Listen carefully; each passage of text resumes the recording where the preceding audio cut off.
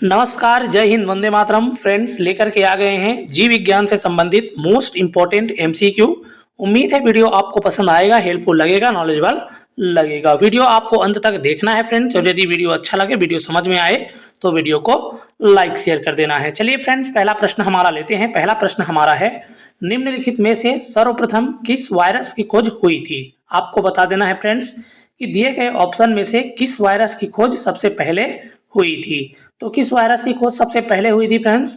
तो TMV virus की खोज सबसे पहले हुई थी। अगला प्रश्न लेते हैं। अगला प्रश्न है, एड्स मानव प्रतिरक्षाहीनता विषाणु एचआईवी के द्वारा होता है, जो कि क्या है फ्रेंड्स? जो कि क्या है हमारा रेट्रो वायरस है। ऑप्शन नंबर ए इसका सही आंसर हो जाएगा।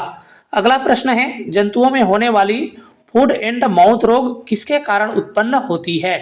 तो फूड एंड माउथ रोग किसके कारण उत्पन्न होती है फ्रेंड्स? ऑप्शन में जीवाणु दे रखा है, कवक दे रखा है, प्रोटोजोआ दे रखा है, विषाणु दे रखा है। ठीक है, तो ये जो रोग है फूड एंड माउथ रोग, ये क्या है? विषाणु के द्वारा होता है। ऑप्शन नंबर डी इसका सही आंसर हो जाएगा। अगला प्रश्न है, इबोला क्या है? इबोला क्या है फ्रेंड्स? तो एक प्रकार का वायरस है। ऑप्शन नंबर ए इसका सही आंसर हो जाएगा। दूध के दही के रूप में जमने का कारण है। दूध के दही के रूप में जमने का कारण क्या है?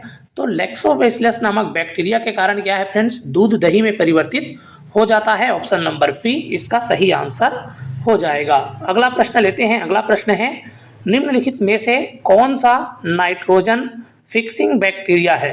नाइट्रोजन फिक्सिंग बैक्टीरिया कौन सा है फ्रेंड्स? तो राइजोबियम क्या है हमारा नाइट्रोजन फिक्सिंग बैक्टीरिया है। ऑप्शन नंबर बी इसका सही आंसर हो जाएगा। अगला प्रश्न लेते हैं। अगला प्रश्न है, नाइट्रोजन स्थिरीकरण जीवाणु किस पौधे के जड़ के साथ संयोजन करते हैं? तो नाइट्रोजन स्थिरीकरण जो जीवाणु होता है वो किस पौधे के जड़ के साथ संयोजन करता है फ्रेंड्स? तो दाल के जो पौधे हैं उनके क्या है पौधे की जड़ के साथ संयोजन करता है। ऑप्शन नंबर ए दालें क्या हो जाएगा? इसका सही आंसर हो जाएगा।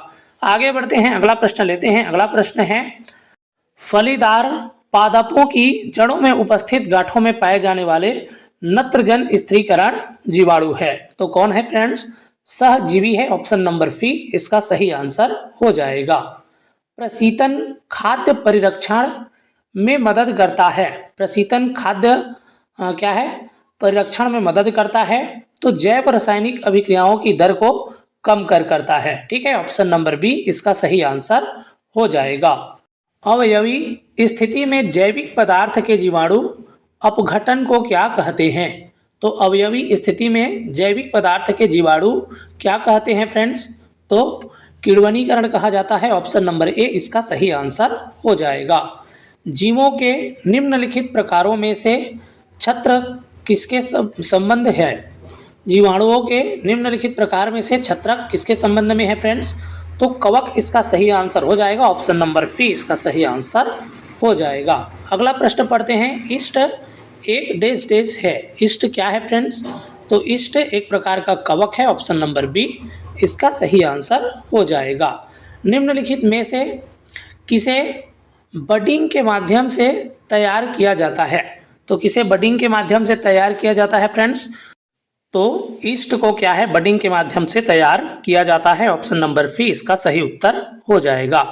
पेनिसिलिन का आविष्कार किसने किया है फ्रेंड्स? तो पेनिसिलिन का आविष्कार अलेक्जेंडर फ्लेमिंग ने किया है। ऑप्शन नंबर बी क्या हो जाएगा? इसका सही आंसर हो जाएगा। प्रतिजीव पेनिसिलिन किससे प्राप्त होता है? प्रतिजीव पेनिसिलिन किससे प्राप्त होता है? तो कवक से प्राप्त होता है। ऑप्शन नंबर सी इसका सही आंसर हो जाएगा। अगला प्रश्न लेते हैं। अगला प्रश्न है, अल्फा विष किससे बनते हैं? अल्फा विष किससे बनते हैं फ्रेंड्स? तो कवक के द्वारा क्या है अल्फा विष बना जाता है। ऑप्शन नंबर ए इसका सही आंसर हो जाएगा। खुजली का रोग स्कैब्रिज का कारण निम्नलिखित में से कौन सा है? स्कैब्रिज जो खुजली का रोग है फ्रेंड्स, ये किसके कारण से होता है? तो कवक के कारण से होता है। ऑप्शन नंबर बी इसका सही उत्तर हो जाएगा। चट्टानी स्तरों पर लाइकेन विकास को क्या कहते हैं? चट्टानी स्तरों पर लाइकेन विकास को क्या कहा जाता है फ्रेंड्स? तो सेक्सीकोल्स कहा जाता है। ठीक है, सेक्सीकोल्स कहा जाता है। ऑप्शन नंबर डी इसका सही उत्तर हो जाएगा। अगला प्रश्न लेते हैं। अगला प्रश्न है, लिटमस अम्ल क्षार सूचक प्राप्त होता है। लिटमस अम्ल क्षार सूचक किससे प्राप्त होता है? तो लाइकेन से प्राप्त होता है। ऑप्शन नंबर बी इसका सही उत्तर हो जाएगा। निम्नलिखित में से कौन सा वायु प्रदूषण के जैविक सूचक का प्रसिद्ध उदाहरण है? तो कौन हमारा क्या है वायु प्रदूषण के जैविक सूचक का प्रसिद्ध उदाहरण है फ्रेंड्स? तो लाइकेन क्या है इसका प्रसिद्ध उदाहरण है। ऑप्शन नंबर ए इसका सही उत्तर हो जाएगा। आयोडीन किससे प्राप्त होती है?